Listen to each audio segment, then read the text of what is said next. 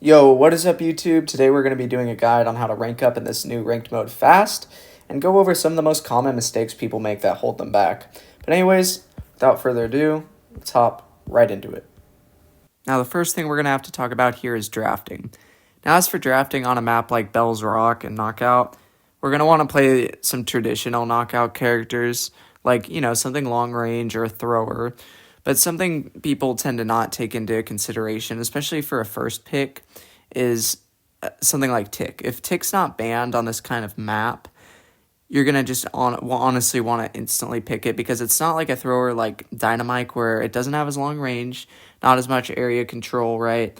And no defense against something like a Mortis or any aggressive character. Tick, he has his self-destruct bomb or whatever, that does 1,000 damage, knockback. He has his super that also knocks back and does a ton of damage. And there's unbreakable walls now. And since there's unbreakable walls in the game, who's going to stop me? It's Tick. And then also, unless you absolutely need to suggest your teammate to do something that is like crucial for the map, right? Like let's say you're on Shooting Star and Nani and Mandy are banned and Piper's open. You're going to want to tell your teammate to go Piper, like no matter what, right? But most of the time, you want to let your teammates just pick what they're comfortable with. Don't suggest stuff to them because if they're picking something, that means that that's what they feel comfortable with and that's what they're going to provide the most value to your team with. A lot of times, like for example, this Surge right here, I was actually quite pissed off when I saw him pick Surge because that is generally a horrible pick on a map like this because this is longer range. And he's honestly probably going to get bullied playing Surge. That's just not going to work most of the time. But I figured to keep my cool, and unlike my Charlie, who immediately shot at my Surge and thumbs down or whatever, right? You'd want to just move up, ignore all that. Don't ever thumbs down, shoot your teammates, unless, they're throwing or something. And just focus on your own game, focus on the matchups you're going to take. I know here that as a Tick, they don't have anything to contest me while I'm sitting behind walls. They don't have a thrower themselves, so that immediately puts me at a huge advantage. And this is why I suggest throwers so much. Throwers are just really strong, and generally speaking, as long as you get your teammates to have one tank counter or aggressive brawler counter like Surge, they're not going to really be able to go Mortis or Fang or something like that into me. So we can just slowly move up with our comp here and kind of just take control of the map for free and eventually get these kills.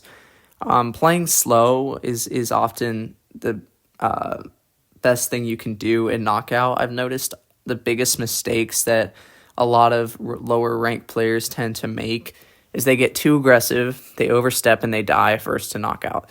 Something that I will always preach in Knockout is to just play your life. It's okay if you don't get that kill. I don't care if that guy's 50 HP, that's fine. Let him go. If you feel that your life is in danger, it's always more important that you stay alive, always.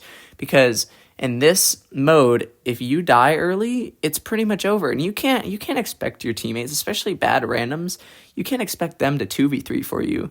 If you play your life and you stay in that 3v3 and you're just tell yourself, I'm not going to be the first one to die, it's going to go absolutely miles for you. Like it is a very, very, very important thing that you need to learn for this mode is just not overstepping, playing careful, and just waiting until the right time to go in and take space and get kills.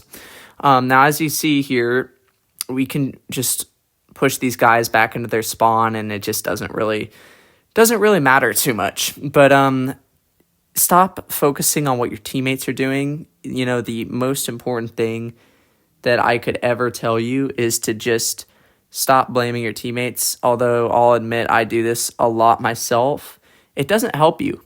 It doesn't help you at all. You need to just learn to teach yourself to get better at the game somehow, whether that be looking at your own replays or even, finding coaching somehow, or just trying to find look at your replays, because you'll find little errors. Even if you can't understand too much about the game, you'll see little things like, why did I die there? Ask yourself, why did I die there? Why didn't I get that kill? What happened? How did they instantly take the space from us and push up on the map? So the second map here, we have Double Swoosh. And on this map, you're gonna want to see a character like you're gonna just see characters like Rosa a lot, Shelly, a lot of tanks. There's a lot of tanks on this map, but there's also plenty of tank counters. So I do actually like this map a lot because of the different metas it can create. Now for this mode, this is a mode where you can't slow anything. Now I decided to ego pick Mortis, and a lot of people don't like to see an ego pick Mortis, but Mortis is very, for me, it's something that I've always been very comfortable on, and as long as I am not countered, although Rosa, people say, well, Mortis isn't good into Rosa. You're right, it's not good into Rosa, but it's not bad. You know what I mean? It's a soft counter, and the other two I counter pretty easily. I can destroy Poco and Jessie, and I can't really destroy Rosa, but she can't destroy me. So if I take that matchup, it's not going to be that challenging. I can do it. So in my opinion, I think in the draft, you can look at as many guides as you want. There are plenty of times where there is a better pick, but you still would have lost if you picked that better pick instead of picking something you're comfortable with. Always pick what you're comfortable with as long as it's practical, right? If you're a Mortis one trick, don't do it into Shelly, Bull, and, Primo, right? That's just a bad idea. Don't do that. But as long as you're not hard countered or anything like that, you should be okay. And some people tend to not recognize, though, that they're comfort characters. And for a lot of people, I see Spike is a comfort character, especially with Curveball. People, play it everywhere. And although that works in lower ranks, as you get a higher rank, you're going to notice that you kind of hit a brick wall. It stops working because, especially in modes like Knockout, I please, guys, do not pick Spike in a long-range map. It just, especially Knockout, okay? I understand maybe Heist, but unless you counter all the enemies, it's just not going to work. Because in Knockout, you're going to see so many Pipers, so many Nannies, so many Ticks, especially throwers, right? Those counter Spike.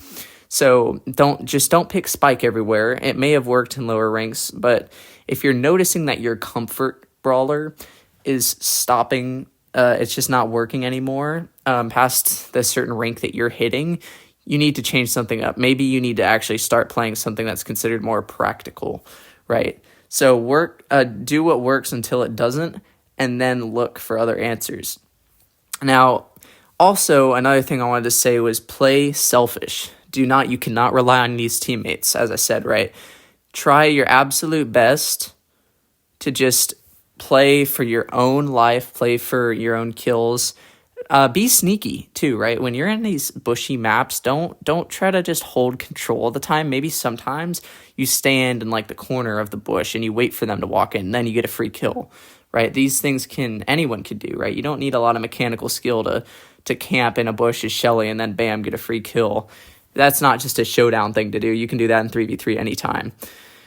And so if you really don't want to rely on your teammates, I know, and especially in a mode like Gem Grab, people tend to say, well, I like to go the mid character because then I get to hold the gems and then I don't have to worry about my teammate dying with the gems. Yeah, don't. I mean, if you want to play mid, go ahead. You can take the mid immediately. But if your teammate already went a mid character, there's no reason to pick another one. There's just no reason for it because you need to go lanes. And I'd say it's actually easier to carry with a lane on Gem Grab because you can get those big kills. You can distract, right?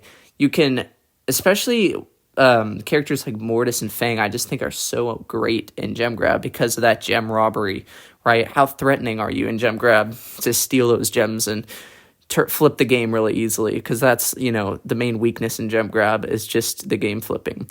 Now, going to this third draft here, we're on Split, and although I'm still pretty new with this, barbed ammo thing, where you still take damage, sort of like Crow Poison after, I have learned that characters that just get easy damage tend to be the best here.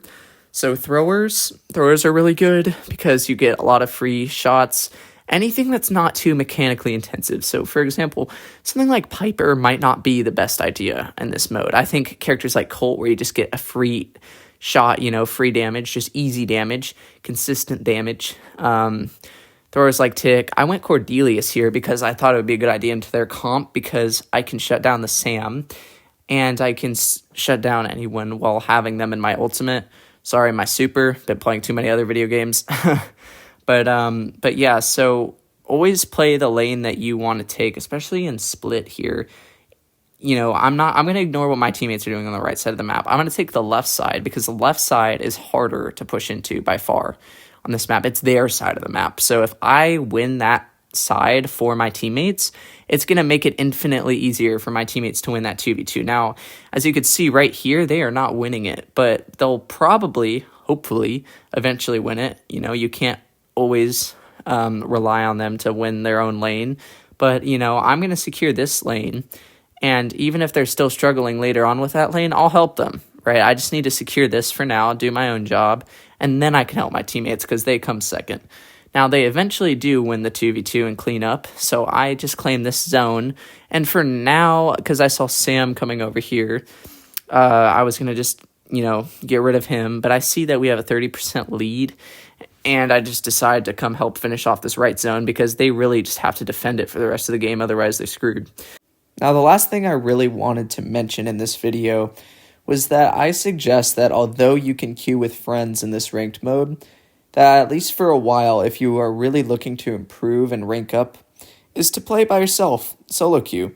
Now, in Power League, obviously, they had solo and team queue, and, people were obviously looking for answers to climb in solo queue, like, how do I carry my teammates and all that. But I think that ranked is a refreshing new Power League, sort of, where you can learn how to carry teammates against full teams, right? People who are playing with their friends, who are communicating, who are in a call, and you're not in a call, right? You got two randoms on your team that, have the IQ of a chair, right?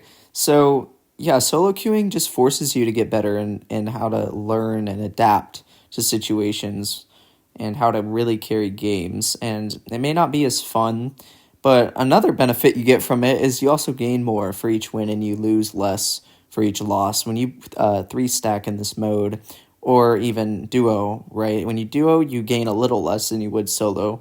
And then when you're in a 3-stack, you gain significantly less. So although you may win consistently more with, two other teammates, that aren't randoms, solo queue, you'll just gain more as long as you keep winning. And you will keep winning and you will get better as long as you discipline yourself. And also just learn to take breaks. Yeah, you need to take breaks when you're losing. When you're losing, I'd say more than 2 or 3 games in a row should be enough for you to say, I need to stop, take a little bit of a break here, collect myself before I hop back on. That can vary from person to person. Some people are just done for the day. I understand that. Some people only need to take a 15-minute break and then they're good to go again. But yeah, I hope these tips helped you guys out. I'll continue to hopefully make more tip videos as I obviously couldn't cover everything in this. But yeah, subscribe and I'll see you in the next one. Peace out.